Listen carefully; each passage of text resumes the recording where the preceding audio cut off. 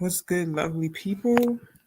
We are about to start our first episode for our Women's History Month Twitter Space series. Today, we have the fortunate opportunity to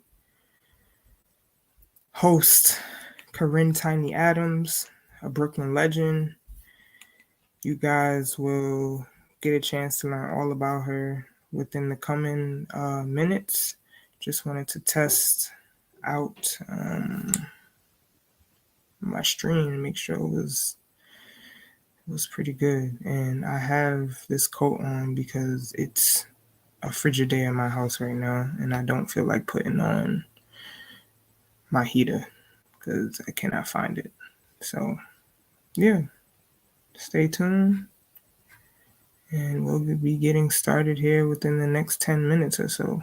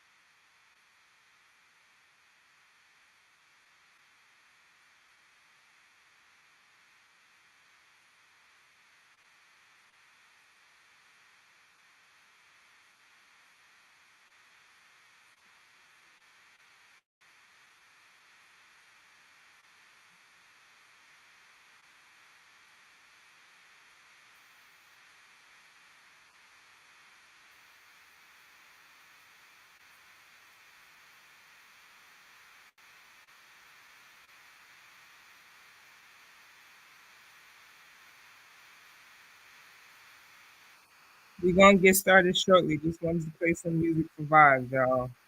Thank y'all for tuning in with us.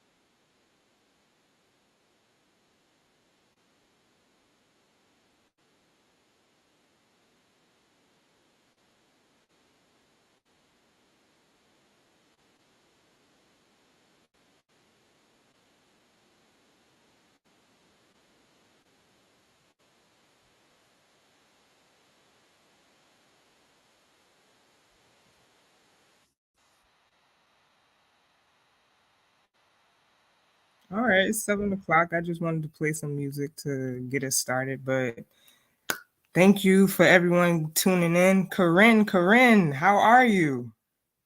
B Ray was popping. Can you hear me? Yes, we can hear you loud and clear. How are you today? I'm all good. I don't think anybody has called me Corinne in probably like 20 years. What's up though? You good? Doing good, doing good. Just wanted to say thank you for allowing us to interview you today.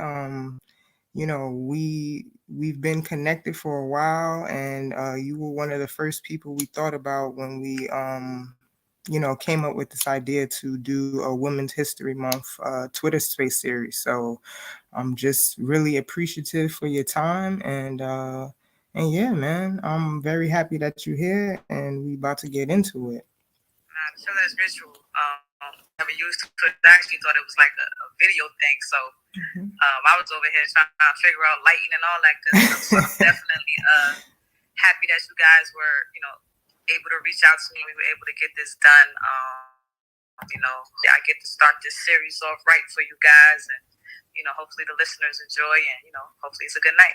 Oh, absolutely, absolutely. So let's get into it. So, basically, today we're going to be interviewing Corinne Tiny Adams. She's a Brooklyn legend, and we'll get into her. But to give a brief introduction, my name is Wellness Brit, aka Brittany Wallace. Some people know me in the basketball world as B Ray. And as you can see, my co-host Shantae, she is the second half, and together we make up 21 Titles. We're essentially a consultancy firm teaching the next generation of student athletes the power of using basketball as a tool in combination with Web3 tech to essentially create equity for themselves and their community. We highly believe in the personal and professional development of the student athlete. So education initiatives and mentorship are extremely important to us, as well as just exposing the next generation to think in terms of longevity and self-sustainability. So as most of you know, March is Women's History Month, and last year we had an opportunity to host a couple of rooms in Clubhouse with artists and athletes, and we decided to bring that to Twitter Spaces today this year, and we wanted to celebrate and highlight women that are basically making strides in the areas of sports, tech, business, and entrepreneurship all throughout the month of March. So we are extremely honored to have Corin Tiny Adams as our first guest. We'll be hosting these spaces throughout the entirety of March on Fridays at 7 p.m. So let's kick it. First and foremost, I wanted to kind of give an introduction to Corin, and then she can fill in any gaps as to where I left anything out. So, as an introduction, Corin Tiny Adams was born and raised in Brooklyn, New York. After graduating from James Madison High School, she went on to have an illustrious career at Morgan State University in Baltimore, Maryland.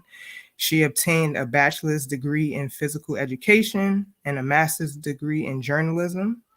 Her jersey, like Corinne, is definitely a GOAT. Her jersey has been retired at her high school of James Madison, but also at Morgan State University. Tiny is the all time leader in steals, points, and assists at Morgan State for both men and women. She embarked on a long professional career after she graduated from college, starting in 2010 and concluding in 2017. The countries where she's played include Puerto Rico, Portugal, Bosnia, Bulgaria, Sweden, Czech Republic, Chile, Switzerland, Poland, Romania, and Greece. Just know that her passport is definitely tatted up, okay? And aside from playing ball and coaching, Tiny is also a full-fledged entrepreneur. She started her own apparel brand called TA9 and co-founded two different nonprofit organizations, the first of being called T3 Sports in New York City and Leaders Breeders in Baltimore. Um, Adding to her list of accolades, she is also an author.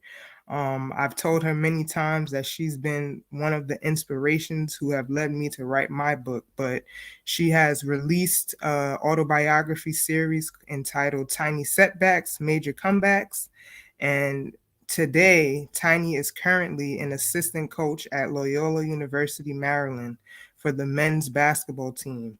She is currently the only woman currently coaching men's Division I college basketball. So I know I just went through a whole short bio, Tiny, but is there anything else that you would like to add to kind of introduce yourself to the audience, to the people? Nah, I think you did a pretty good job. I think you kind of touched bases on everything. Other than that, hence the name on 5-5. So right. I guess we could throw that in there. But other than that, you kind of touched everything. Okay, beautiful, beautiful. So first question for you. We're always talking to people about the different industries that they've entered. So just was curious, what made you want to coach men's basketball as opposed to women's basketball? So for me, and I'm sure you can relate, coming up in New York, I was actually introduced to the game through some family members, all of my male cousins. And then as I started to fall in love with basketball, it took me all over New York City. But for the most part, 99% of the people I grew up playing with were men. So for me, when I decided to retire, I started to work with a lot of the women at Morgan and other collegiate athletes because I do enjoy mentoring and I still mentor to this day. But at the time when I first got back to Baltimore, when I was pursuing my master's, I was working with some of the women's basketball players, but a guy by the name of Sam Brand, who helped me tremendously my senior year, he asked me to come help out with his guys team. So at the same time, I was working with collegiate women and then high school boys. Personally, I just felt like the high school boys kind of matched my passion for the game. And at that time, there were no women coaching on the men's side. So, I had those guys and they were doing pretty well. And I'm the type of person that's very goal oriented, and once I seen there weren't any women, I wanted to try to strive to kind of fill that void. So from then on, that was just something that I tried to achieve, and I was fortunate enough to get it done, and I just finished my third season. That's beautiful. That's beautiful. So talking about your journey into like basketball and coaching, can you tell us a little bit just about your beginning stages of your sports journey? Like how did you get into basketball? How did you land at Morgan State University? And things like that. So I started playing at the age of 7. Every family gathering, we'll meet up at my grandma's house in Far Rockaway, Queens, and she had a basketball court in the backyard. And it was one time we were back there in the backyard, and she shot like this crazy hook shot, and she made it. And then like everybody in my family went crazy, and that just kind of attracted me to the game and just that love of it. So at the time, when you all start out, you shoot underhanded and you just kind of double dribbling all over the place. But seeing her be who she was, she was always a sports fan, very big Knicks fan. Right. Just being around her kind of inspired me to want to pursue basketball. And then I did have cousins who were close in age and a little bit older that were pretty good. So playing with them and having them, always beating me and fouling me and just punching my shot and all that good stuff, that kind of motivated me to want to be one of the best in the family. And then from then on, I kind of just fell in love with it. So, as I mentioned, just being around New York City where, coming up in Brooklyn, you can go to any park and really literally play basketball all day. Right. So that was kind of, my days consisted of. And, as I mentioned, I started out playing with the guys. So I didn't really know or get exposed to you and other great women's basketball players until, high school. Like for me, I was still playing with the guys. I played on, boys AAU teams, boys programs, the Jackie Robinson program, things of that nature. And then when I got exposed to the fact that, there's actually a lot of other good female basketball players out here, it kind of led to, that understanding of where basketball can take you. Unfortunately, I didn't really know how the game worked. I didn't really have anyone that I can look to that has kind of been through this process. So I didn't play AAU with women's teams until probably my junior year. And we ended up going to, I think it was a Mike White Adidas tournament. And that was like our first time really getting exposure. We had some uniforms from Bobby's. We piled up in, our coach's expedition. Right. We were all piled up in like 2 or 3 hotel rooms. But, we made it work. And, I was fortunate enough to actually catch the eye of Syracuse. So this was the time when Coach Q was an assistant coach. And, after playing, he contacted me and I actually verbally committed. So that was like my first time ever playing AAU. So from then on until about November, I was hearing from him every day. And then around November, when it got close to the signing day, he was like, unfortunately, my boss wants to go in another direction.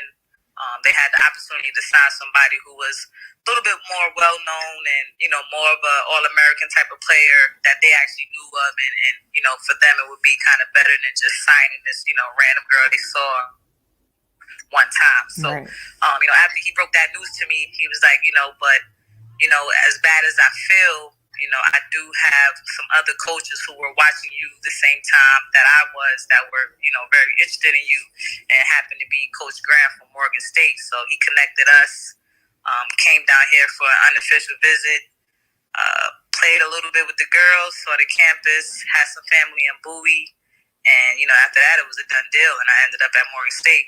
And it's crazy because I didn't really know anything about HBCUs. I didn't know about anything college related. I mean, the only thing I really knew about was just that I love the game of basketball and, the tournaments in New York where you can get some nice shorts and trophies, right, and really be celebrated. I didn't know about basketball really affording you the opportunity to go to school for free and everything else has brought me. So beautiful. That's a story worth telling, right? Because a lot of student athletes I think they don't know how to kind of like deal with adversity, right? Like Right. the fact that Coach Q was like, we're going in a different direction, but he still provided a avenue for you to kind of proceed with the process. I For sure. think that's commendable because a lot of Nah, coaches don't do definitely. that. Nah, you know? definitely. And like I said, he was an assistant at the time, and me being an assistant now, I get it even more. Where it's like, yo, like there's only so much we can do. We don't make the final decisions. You know, Mm, as an assistant, you make the suggestions, and the head coach makes the decisions. So, of course, at the time I was hurt, but I also didn't even know how big of a deal it was to verbal to Syracuse. Like I didn't get that until I got to Morgan and we ended up playing them and stuff like that, where it was like, yo, like that was really a big deal to not even have the exposure and stuff like that. Like I played in Slam Jam and all of that good stuff, but right. I didn't really put it all together how, you guys were using some of these tournaments to get ready for AAU or to build your chemistry or to get the exposure. Like I didn't really have that knowledge prior to understand how important it was. But yeah, definitely shout out to Coach Q because, at the end of the day, I probably would have I don't know what I would have did because once you verbally commit, everybody kind of fall back and moves on. So Right. the few schools that did reach out, around the same time as Syracuse, like they had already had their stuff handled. So, for me, I probably would have been going to a CUNY school or something like that because I didn't really know how this process worked. So, it didn't work out for Syracuse, but he definitely, gave me an opportunity, and I just actually ended up running with it. That's beautiful. Next question here. What is some advice you'd give to your younger self and basically other aspiring student athletes now? So the biggest thing would be just to gain that knowledge. Don't be afraid to ask questions and seek out mentors. As I said, I didn't know anything about basketball, AAU, how to obtain scholarships, even becoming a pro. Like a lot of the things I've learned by mistakes and failing and doing it over and over and over. So that's one of the reasons I did write my book. That's one of the reasons I tend to want to help everyone because I know what it feels like to go through things when one, you don't know what you're doing, you don't have anybody to kind of refer to or get the knowledge you need. So for me, it's always like if you can learn from my mistakes and I can help you get further along than me, then I feel like I did a good thing. So one of the things I would give advice to younger student athletes is just if you see or know anyone that's somewhere doing something you want to do, it could be playing professionally, it can be somebody that's within the commentator field or the sports media field or coaching, anybody you see that's doing something you're remotely interested in, reach out to them, ask them questions, try to get an understanding of the process to get to where they are today, so you can kind of plan, your life and your career accordingly. Like I said, whether it's playing or not, just seek out mentorship and, try to get as much info as possible because, I was ignorant, not in a negative way. I just didn't know any better about anything. Right. So a lot of things I just kind of learned from mistakes and just persevering, but it would have been way easier had I known a few things prior to making the decisions that I made. That's I think that's a huge bit of advice. Mentorship is definitely important. Like when I went to school, I had a couple of alumni, that I could lean on to kind of like ask questions and stuff like that. So I love that. That's the piece of advice that you're giving. For sure. I mean, at the end of the day, you don't know what you don't know. So, right. Becoming a college student athlete as a freshman, it's like it's so many things thrown at you. You're pulled in so many different directions. Even asking your teammates certain things. It's just like if you can have some type of prior knowledge or an idea, I think you can make better decisions that can help you kind of get to where you're trying to go a little bit better without the heartache and the headaches and the tears. Right. That's 100% facts. So moving on. So me and Shantae every Sunday when we do our little IG live podcast segment, we talk. One of the segments talks about NIL, so name, image, and likeness. How do you feel about the NIL, and like what are your thoughts? Do you think it's a positive thing for these kids? Do you think it's a negative thing? Have you encountered any any of your players? Have any of your players like signed any NIL deals? Like, what's the full circle for you when it comes to NIL? So I think it's a positive thing if used correctly and the information provided is accurate. When it originally was being something that was being discussed, I was thinking about being able to get those jersey sales or ticket sales or getting some form of those revenue profits and things of that nature. But then for the student athletes to kind of get any of that is it doesn't exist yet. You know, sometimes you may see athletes selling gear and other things, but they can't even use any of the school's logos. So you'll see like plain shirts with a number or a colorway or something like that. So for me, it just wasn't what I expected it to be, because when the outrage came and everything like that, it was all based off of the revenue being generated off the student athletes. So that's one side of it. I do think it's being used in recruiting a little bit. What's the right word? It's being used in recruiting in a way that is not 100% true. So, you know, people are getting recruited based off of using NIL and what a school says they can get from them. And, you know, some schools have the, you know, resources to get it done and others don't. And, you know, when you go somewhere expecting something and you don't get it, then it's kind of unfortunate. Right. I do think the fact that you're able to profit off your name, your image, and likeness is cool. Like, you know, for me, when I was in school, I would have loved to have a camp, but instead I just worked other people's camps. I would have loved to start my apparel brand earlier. You know, I would have loved to have opportunity to kind of, you know, cash in on just who I was at Morgan and in the Baltimore community. So I do think it's a great way for, you know, student athletes to kind of start to, you know, tap into the entrepreneurship. But there still are a lot of unknown things, even down to just, you know, them filing their taxes and, you know, just a lot of things that's just not unknown. You know, what happens if, you know, a school makes these promises to you and it doesn't come to fruition, then what? You know? Right. So I think it's cool. Our guys have minimal deals.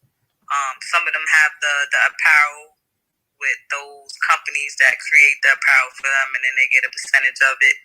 A lot of our guys use what's called Influencer. It's an app where it'll have like their pictures. It has Cameo on there where they can wish people happy birthday or make videos or personalize things for others in exchange for payment. Nice. We have people in our athletic department in regards to student athletes who have other kind of deals where, you know, they may have like a Chipotle deal where, you know, their posts and stuff like that. But for the most part, our stance has been, and it's in line with the rules where the coaches aren't supposed to help them. So our stance has been, if you can get it done on your own, you know, do whatever it is you're interested in. Just make sure you continue to, you know, represent the university and the program in a positive light. Right. But I do think it's a good thing, like I said, because you can, you know, monetize your passions and your interests using who you are as a student athlete, who you are as a student, as somebody in the community. So I think it's great to get, you know, people started younger in regards to tapping into that entrepreneurship. At Loyola specifically, we do have an actual area in our library called the innovation space where they'll assist with that type of stuff. So, you know, they have the resources where if they want to make their own clothing line, they have, you know, the vinyl cutters, they have the heat press machines, they have the embroidery, they have podcast technology stuff that they can use. They have everything from button makers to 3D printers. So, you know, whatever it is they're interested in producing, they're able to make it at Loyola in the library. We have a career center that, they assist with business plans and things of that nature, connecting them to the alumni. So they have the resources to really tap into it. Honestly speaking, our guys haven't really took much advantage of it aside from the gear and maybe just, wishing a few people happy birthday here and there. But, on a larger scale, there are student athletes taking advantage of it and really coming out with, some money. Yeah. And it's funny you kind of touched on all of this, because this is kind of like my next question, then being that you're an entrepreneur. Just like with the advancement of the student athlete experience, like you just telling me now, like y'all have a whole innovation space for them to kind of go in there and create. Like, how important is it for student athletes to now think beyond the sport? Like, essentially, what has led you to becoming an entrepreneur? Like, how, you said that you would have liked to start TA9, the brand, earlier. Like, what is the message for the upcoming student athlete when it comes to terms of like entrepreneurship? So for your first question, I think it's important in the sense that they're able to kind of be creative and not be one dimensional. So probably all the way up until their freshman year of college, all they probably known is school and basketball. So now with everything that's going on, it's encouraging them to be more than an athlete, to be more than a student. Like, whatever it is you're interested in, figure out how to monetize it. And that's kind of where my entrepreneur spirit has come from. I am very impatient.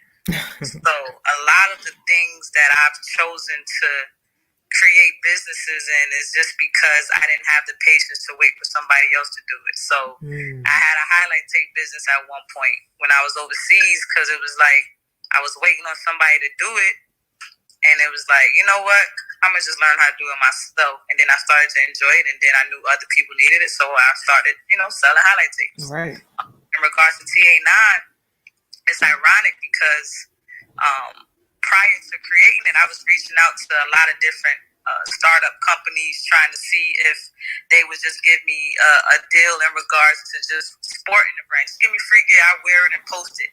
I actually started out with a brand called Lady Athletics, where that was our deal for the most part. So it wasn't like they were paying me to wear it. I just wanted free gear. Right. But when I made the decision to write the book, I created the logo. And my idea was, all right, I went to, customink.com, printed 3 T-shirts and a hoodie, and I was shooting snippets to promote the book. But, unbeknownst to me, every time I posted a snippet in one of those items, people were like, hey, Tiny, where can we get a shirt? And I'm like, yo, why are y'all looking at the shirt? I'm trying to sell a book. Like, the book is the focus, not the shirt. You know what I'm saying? So after people continuously were asking, I'm like, all right, let me just create a package deal. Shirts and books together, because I'm trying to get these books off, but everybody only seems to care about the shirts. Right. And, one thing I realized early was that if you allow people to customize items, it will sell crazily as opposed to just having, all right, I got black, white, and green. So, I got with somebody I knew who actually created shirts for a local tournament where he just had the heat press and he would order the prints online, and it was literally like a 5-second process, and it blew my mind. So now I'm like, all right, well, let me just do these first sets. So I did, like, the first set was like 75 shirts, and for me, like I said, I did a pre-order deal where, you pre-order the book, it was like $25. You pre-order the book and you want a shirt, it was like $35. Like, you want a jersey, autographed, and all of that. So I made these little pre-order packages, and everything has sold out. But then when those people posted their items, it led to more people wanting it. And then next thing you know, I'm like, well, I gotta legitimize this because these shirts are everywhere, and I don't want something to come back and I gotta figure out, how New York is so difficult about everything. So I'm like, all right, let me create this LLC and create this brand that, for me, the people want it. Because at that time, everybody was doing quote unquote fashion.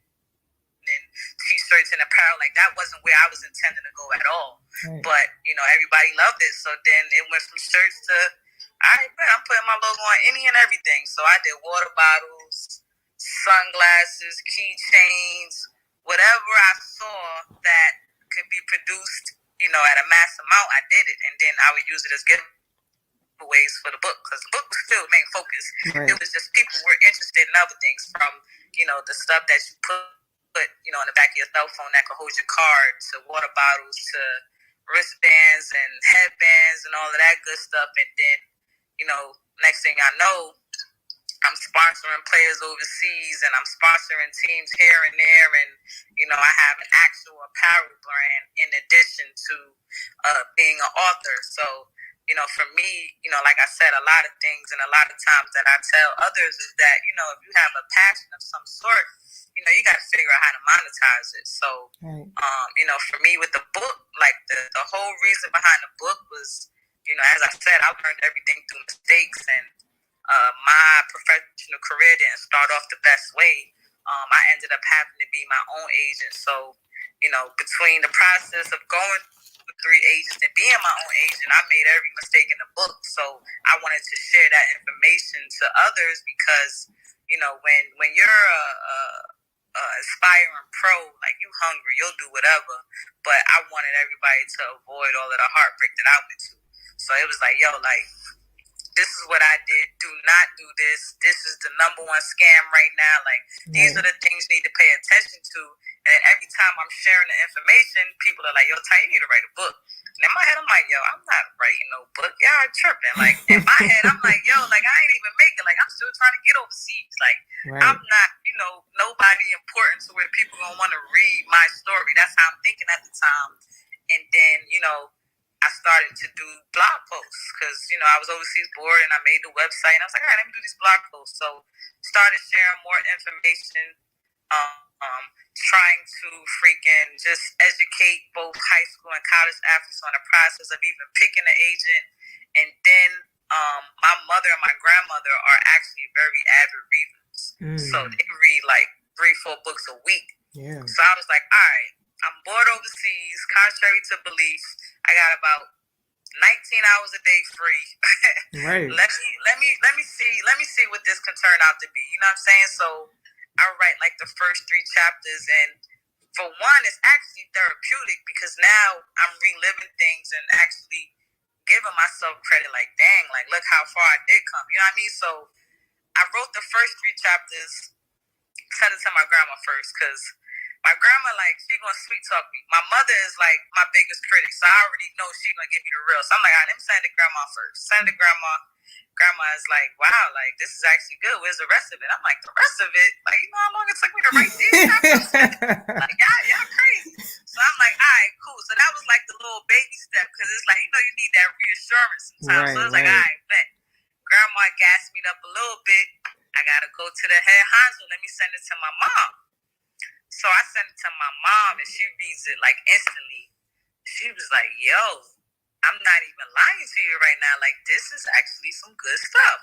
Mm-hmm. And like, my mom is like, she is so critical of everything I do, but in a good way, you know what I'm saying? Right. But I also call her like my biggest hater in a joking matter. But she didn't have any like tweaks. She didn't try to take it over in no way like she usually do. Like, she was like, no, like, you got something here. Like, keep going with it. So after that, I'm like, all right, that's mom and grandma. Let me send it to a couple friends. So I sent it to a couple friends, and then they gave me the okay. So I was like, all right, let me really lock in and really do this, because, you know, I'm looking at how much my, you know, social media posts and blog posts are doing well. I'm thinking, like, you know, with this book, who knows how many more people I can help and get this information to. Right. So, you know, I do the book with the intent of having a part 2. So I kind of leave the little cliffhanger on at the end, where it's like, you know, it only dates up until maybe 2011, and it is, no, maybe like 2015, and then it's letting you know, like, all right, there's a part 2 coming sometime down the line. So, you know, I dropped the book, and, you know, honestly, like, I haven't had a bad review. The process was crazy, so when I look at it, I still see, like, all right, there were like 7 errors here and there, you know what I mean? But other than that, you know, everybody's pretty much enjoyed the book. And for me, one thing I always say is kind of just the student athlete handbook. And you know, it's not just for basketball players. It is just for people with dreams and people who are trying to achieve something and just get that understanding that you got to persevere. Like, it's going to be many setbacks, and it's all about, you know, how you come back. So that was kind of the basis of the book, which led to the apparel brand, which led to the serial entrepreneurship in me. Oh man, that's incredible. Had no idea that the apparel brand kind of grew because you know you were trying to sell Brooks like that. I was trying to push the book, man. I'm like, all right, we're gonna do this little documentary, drop a couple visuals, and literally nobody, like, all right, if it was 100 people, maybe 5 people asked about the book. Everybody else was like, yo, where can we get the shirts? I'm like, yo, what? Yeah, you got to give the people what they want, right? For sure. Like, I had to create a whole business because it was like, nah, like, these orders is coming in. I got to make this legit. So I'm definitely, you know, forever grateful of the support. You know, that's one thing that for me, it never ceases to amaze me how many people like genuinely support me. And you know I'm a solid person and I help a lot of people, but it's hard to get support, especially people you know. Like, they always say, you go, like, that's one of the reasons I live in Baltimore now. Is like, you know, sometimes you don't get as much support back home as you do when you go somewhere else. But the way people were really so supportive of the apparel brand, and the book did well too. But you know, to have people basically create the brand, not me, because like I said, I had no intentions of creating an apparel brand of any sort. But you know, that just goes to show that, you know, you never know. Like, you know, a lot more people rock with you than you may think. Right. That's beautiful. That's a beautiful story. We're gonna have to come back to that at some point because I'm gonna have to get some footage of you talking about that because I think that's kind of remarkable because you know it's like if you never start you don't know, right? So moving on to the next question. Obviously you're in your 3rd year now with Loyola, right? So like what's the bigger picture for you? What's on your personal roadmap, and is there anything else that you would like to promote with us today? You know, personally, I would love to be a head coach. I'm still in a position of where I'm trying to figure out if it's in the collegiate landscape or is it the professional landscape or is it back to high school. Right. You know, I do feel like eventually I will go back on the women's side for the culture. But you know, my roadmap it really is infinite because I can literally give you like 10 more things I want to do. But you know, for me, it's always centered around helping people, and you know, of course, the game of basketball. So within that, I also want to open up a youth development facility here in Baltimore, getting a little bit closer, faster than I thought. But I just want to be able to continue to give back on all aspects. So definitely want to be a head coach, definitely book 2, and definitely want to kind of get this youth development center going. As far as just promoting, you know, the nonprofit Leader Breeders here in Baltimore is something I'm really passionate about. We have a few events coming up. Most notable is our fundraiser event. Last year we did a sneaker ball. This year we want to keep the sneaker theme, but we're going to go with Sneaker de Mayo. So it's going to actually be either May 6th or May 13th, and that's going to be a fundraiser that will help us carry out some of our programming for the rest of the year. Right now we're slated to do some HBCU tours, after school programs, and then we want to do like a 2-week summer seminar with, you know, life skills and just really educating youth from 8 to 19 on just, you know, what it takes to kind of be out on your own and just understand how to maneuver here in Baltimore. So those are some of the things I'm working on. Other than that, you know, just continuing to get my guys at Loyola better. Right. And you know, for me, now is about to be the off season. So for me, it's definitely growing and learning to, you know, be a better coach. For me, my basketball upbringing is a little bit different. Like I said, I was raw, so I just played in the parks. I didn't necessarily know as much about basketball as I should have. So these last few years, I've learned so much more about the game that, I'm constantly trying to find ways to get better and be better for my guys because, one of my mottos is be who you need when you were younger. So the guy I mentioned, Sam Brand, he was actually the one to kind of break the game down for me, even though I haven't been playing for so long. So this is the summer before my senior year, and he's teaching me the footwork. And, he's doing things that I've just been doing off of instinct and reactiveness, but now he's breaking it down, and it's in a way where it's like, I lacked a lot of fundamentals. I just was raw talent that, I was athletic. I was able to play, but I didn't really know how to take advantage of certain things in regards to footwork and setting up your man and, mid-range, pull-ups, threes. Myself, I'm trying to be that coach I kind of wish I had that would probably have elevated my game the way Sam did when I was a senior. So that's kind of where I am right now. But, other than that, that's pretty much it. Okay, beautiful.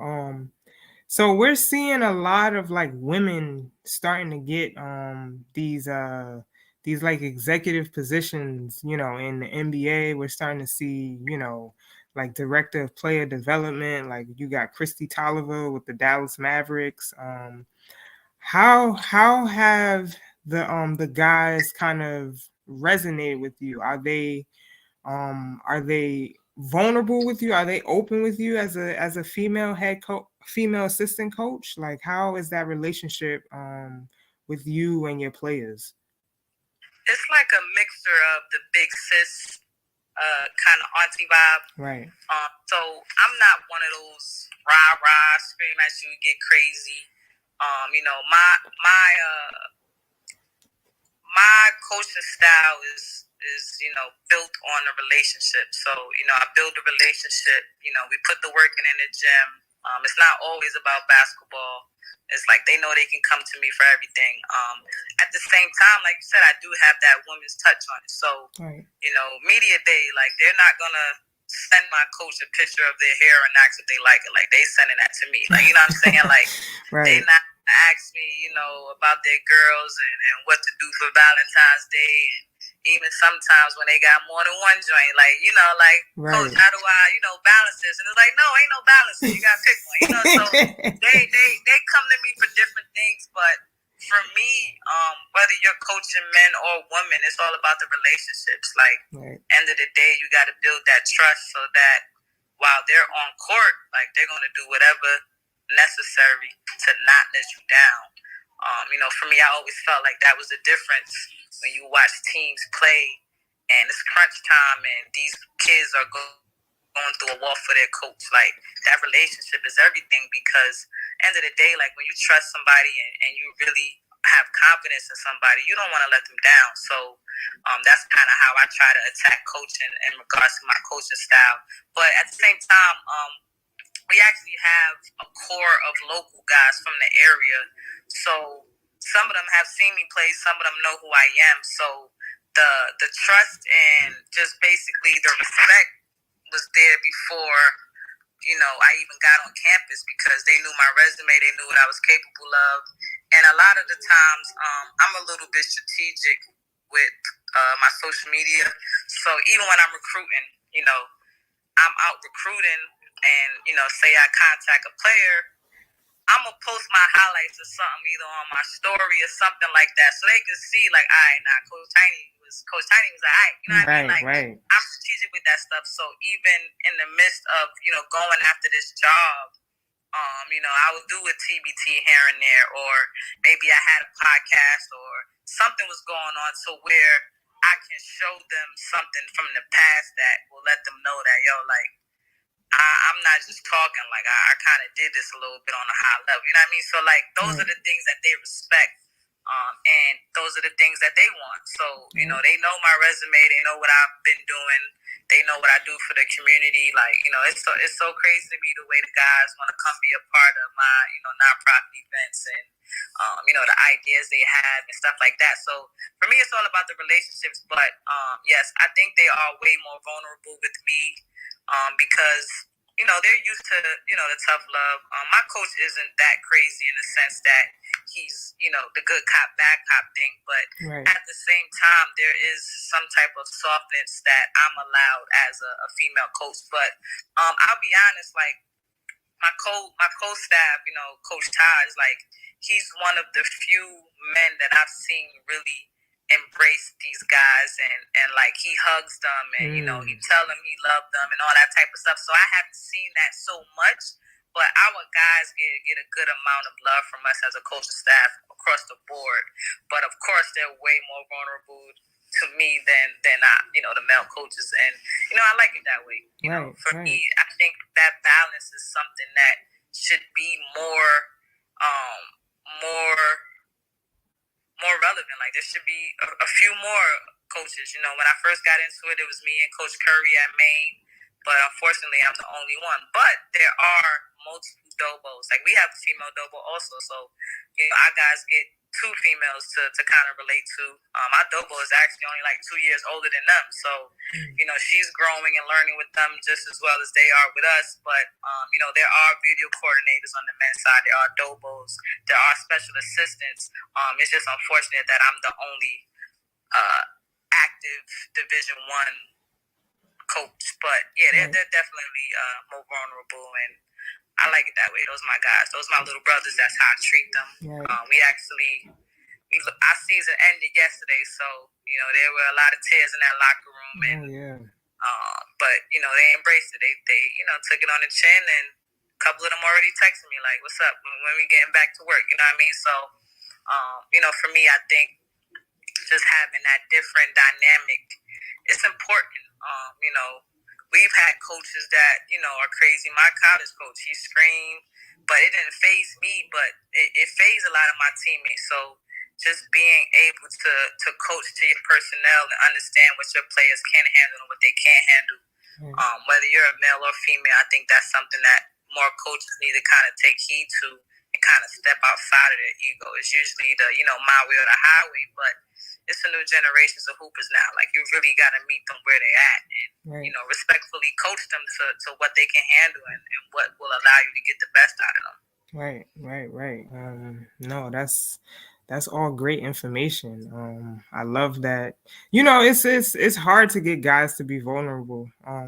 In a sense, I'm the only girl out of 4 of my brothers. So like, they try to hide their emotions, but I think it's healthy for young men and men to just express that emotion. So I'm glad that you're giving them an avenue to do that. Nah, for sure. And they don't gotta act like they soft 24/7. Right.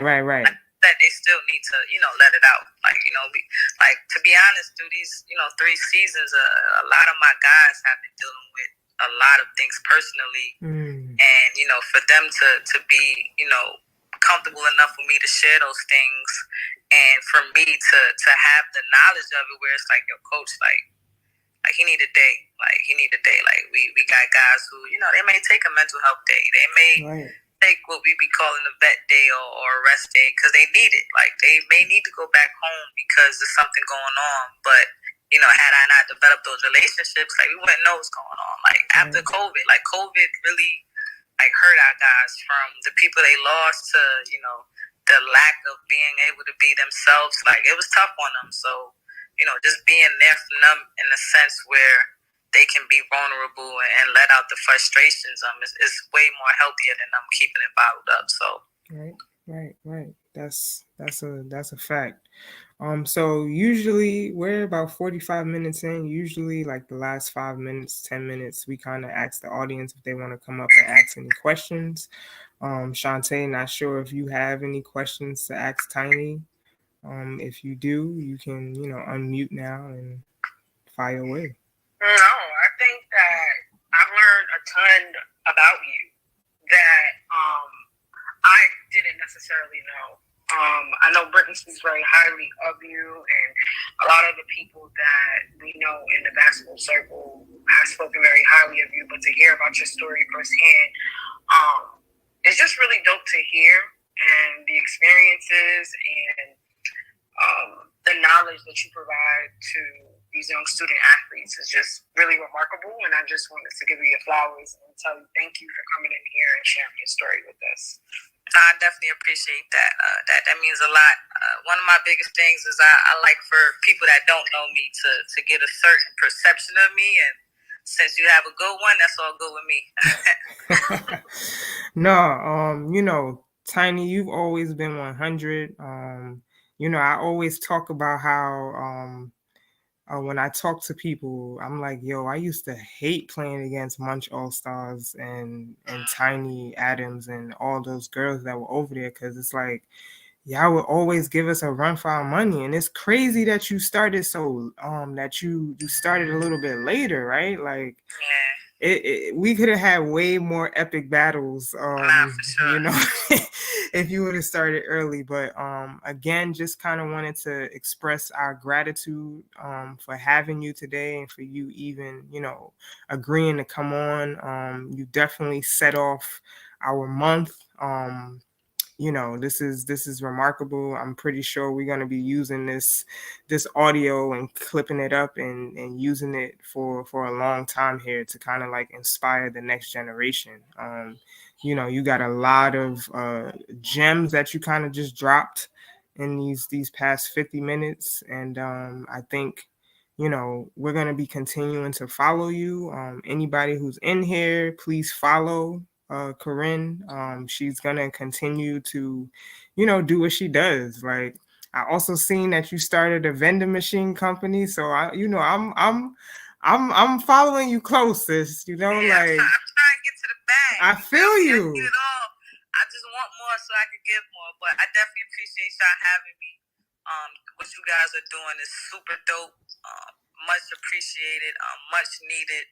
And whatever I can do to help, I'm always down for it. You looked out many a times, helping out with the New York nonprofit and coming to speak to the girls out in Jersey. So, whatever I can do to help you guys in any way, let me know. If you know of any girls, any guys that's looking for schools or need some type of guidance or need help in any way, like let me know. But I want to shout y'all out for even doing this and taking the time out to shed light on multiple women, not just yourself. So this is definitely dope and definitely a good way to kick off March. So I hope everybody listening enjoyed it. Hope I ain't sound too tired. I'm fresh off the flight, but I definitely enjoyed this, and I'm down for it anytime. Podcasts, spaces, like I've never even been on spaces, but I'll definitely be down to do this again, or come through on any other platform you guys have going. Absolutely. And we appreciate that. So with that, just wanted to wrap up. Thank you, everybody that tuned in. Please follow us on all social media platforms here, Instagram, LinkedIn, YouTube, and catch us next week at 7 p.m. on Friday night. Thank you.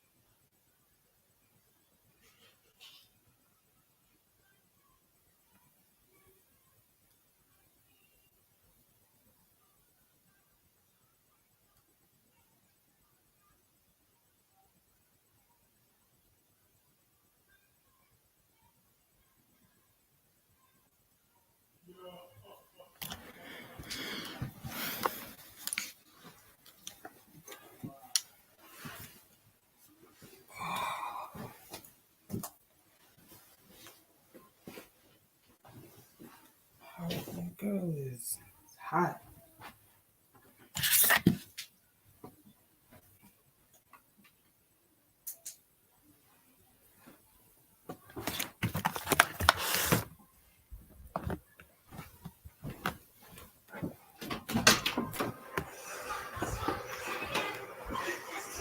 What's up? Hey, me. What's up, man? Don't you lie? Yeah.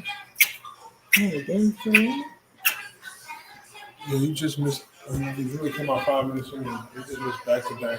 You missed wide open layups. Oh, On LSU? each court, Oh, on each end. Missed a long girl sitting completely wide open, and she missed it so bad. Like you would have thought. Put it like this: she was on a fast break by herself. You would have thought that there was somebody trailing her, and she was trying to throw it off the backboard to them. Oh, By the time that she was like, that shit, it didn't hit no rim. It didn't hit no rim. She said, like this, she said, and so, and then it went down to the other end. And the guy missed another one. I like, I don't know. Missed the layup. But at least that was a little bit contested, but she should have made it. It was open. It was open. It was open. Right. And at least it hit the rim. Right. Dun, dun.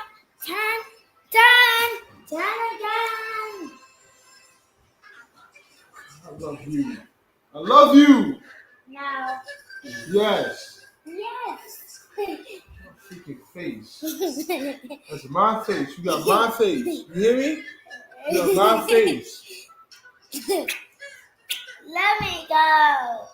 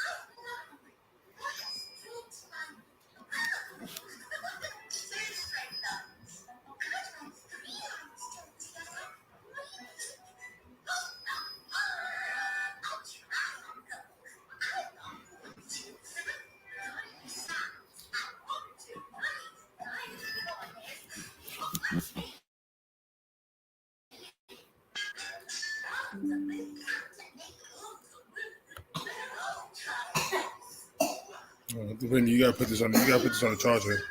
okay. It's going down. Yeah, I gotta move this stuff. Huh? I gotta move this stuff over. You highlight it? Yeah. Move it over there. We gotta like merge it with whatever is already on there. But yeah. Daddy? What? Yes.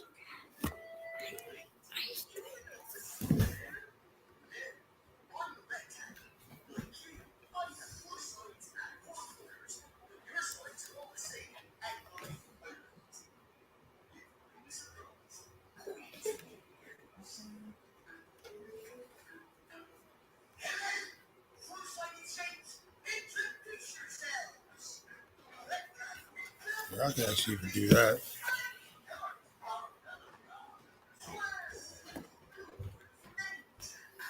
I can do some of that. I can like move it over and merge it so that's like, you know what I mean? Whatever people.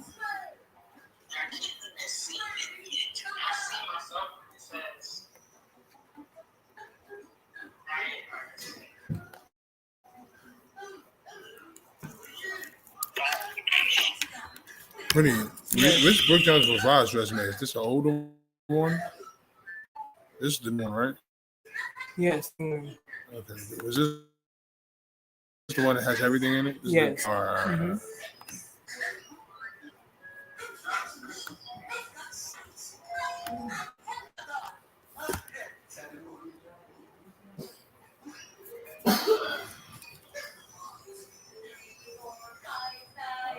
I don't know why I was going to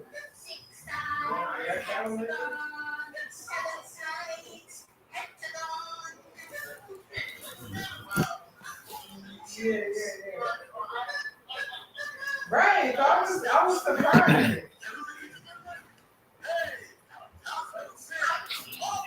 Rachel, stop. Done. All right. Rachel. Daddy. You don't have to say it like that. I got you. I'm gonna whisper in your ear. What's up? All right, so I heard you. You don't have to whisper.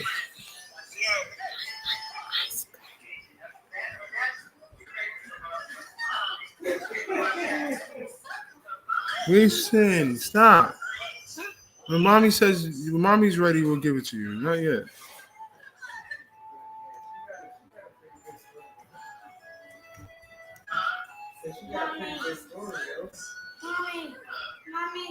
Mommy. Daddy said you can have cake tomorrow. Yeah, tomorrow.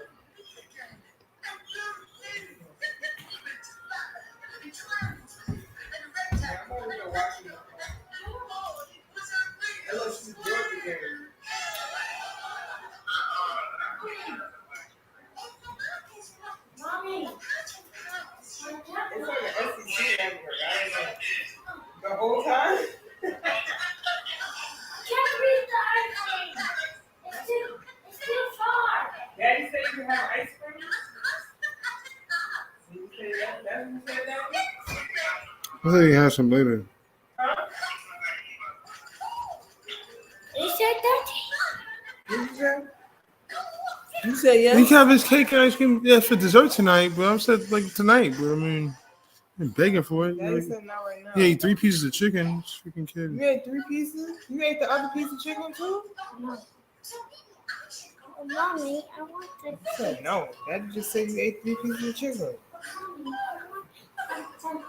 Just give me, let me just show. I'm about to make it. Mommy, I want the ice cream.